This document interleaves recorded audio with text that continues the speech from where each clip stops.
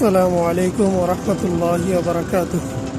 নবী করিম সাল্লাল্লাহু আলাইহি ওয়াসাল্লামের একটা হাদিস, মা আসফালা মিনাল কাবাইনি মিনাল ইজারি ফিন্নার। হাদিসটার অর্থ হচ্ছে যে টাকনুর নিচে যে অংশ পায়জামা বা লুঙ্গি দ্বারা ঢাকা থাকে তাহা দোজখে যাইবে। মানে হচ্ছে পুরুষদের জন্য হাদিসটা, পুরুষরা টাকনু হাঁটুর নিচে যে আমাদের টাকনু আছে, টাকনু গিরার উপরে আমরা জামা পরিধান করতে হবে।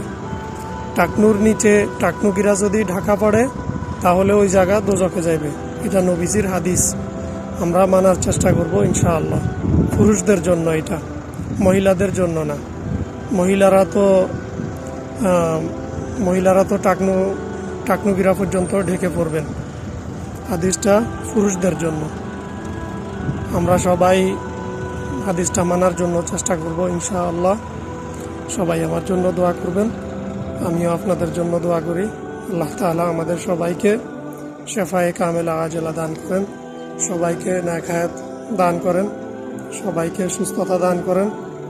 আল্লাহ তাআলার কাছে দোয়া করি, আমার জন্য সবাই দোয়া করবেন।